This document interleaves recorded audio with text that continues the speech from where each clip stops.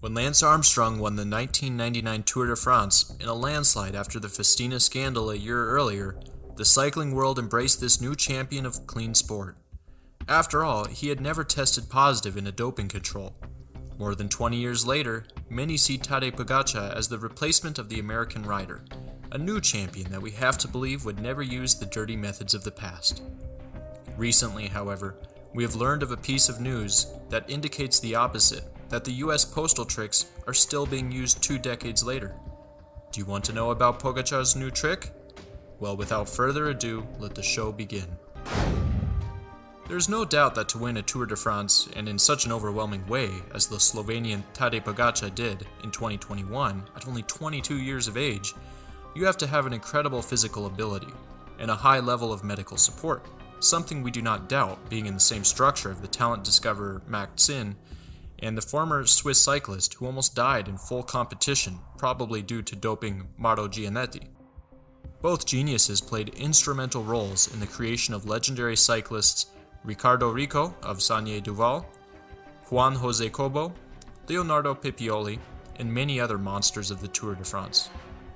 Experience always gives you an apprenticeship, and it's interesting that years after Cobo was stripped of the Vuelta he won from Chris Froome himself, no UAE Team Emirates rider has tested positive in the last 3 seasons.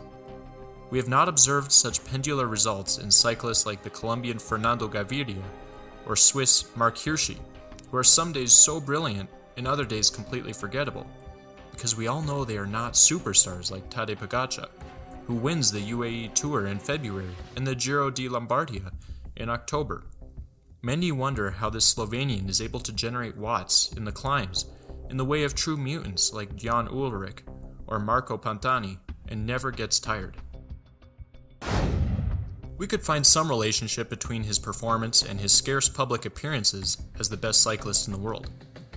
For example, it is really strange that he attended a training session of the British soccer team Manchester City in December 2021. Some would relate this to the fact that both UAE, to which he belongs, and City are 2 sports companies run by Middle Eastern oil tycoons. But others more astute did not hesitate to link Pogacar's meeting with technical director Pep Guardiola as peculiar.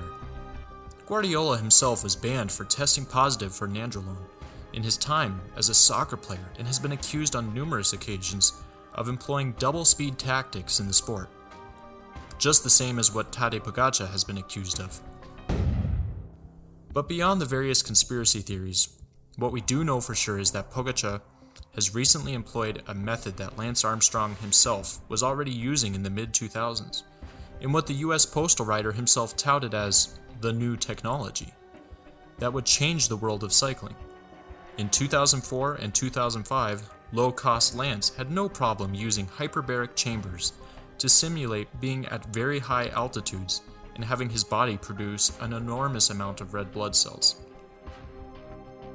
Coincidentally, in those 2 seasons he obtained his most comfortable victories over his rivals in the Tour de France, and now this method is the one imitated by Pogacar and other cyclists, such as the ineffable Belgian Victor Campenaerts, who had no qualms in admitting that he felt as if he had taken EPO after using one of these oxygen therapy chambers. I don't know how he would know what EPO is like without having used it, but I digress.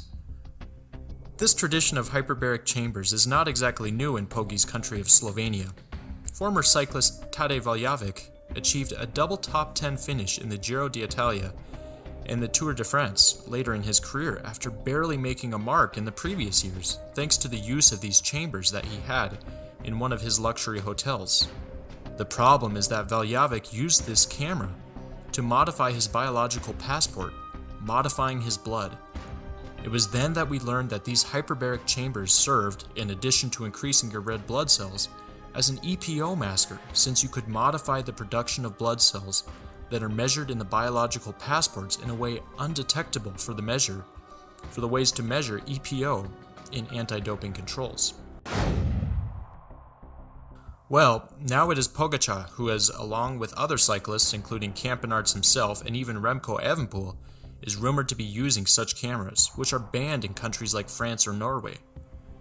Where are these riders going to go to feel like they have to take EPO then?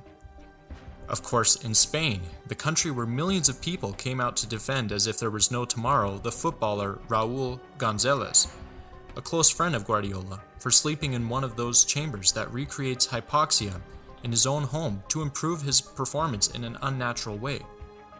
But no, don't think that it was a random Spanish businessman who had the wonderful idea of creating a luxury super hotel for cyclists and soccer teams on the Mediterranean coast. It was a simple cyclist, no more. Well, it was none other than the doped Russian cyclist Alexander Kolebnev, a double world runner-up and a rider who had been expelled from the 2011 Tour de France for the use of a diuretic.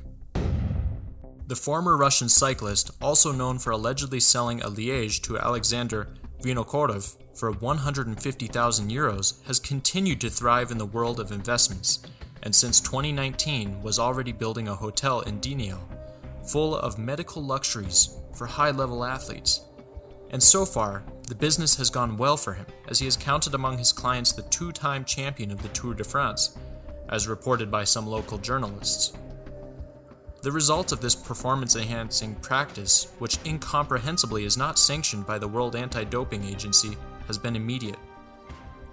In the first training session of the year, Tadej Pogacar has already beaten the record for climbing 3 of the area's mountain passes, one of them achieved days earlier by a Remco Evenepoel, who used almost 7 watts per kilogram in the stage he won at the top of the Volta a la Comunidad Valenciana. Of course, we here at Cycling in 1 Minute do not accuse anyone of doping. However, we do want to ask viewers a question to think about. Is the massive performance of a cyclist related to directors who allow doping in their riders completely credible? Are former cyclist businessmen who offer pro athletes dubious methods, popularized by the biggest cheater in the history of cycling, Lance Armstrong, acting ethically? Should the UCI ban hyperbaric chamber training? Feel free to comment your opinions down below. Going forward this season, we can at least expect some incredible performances from Pogacar.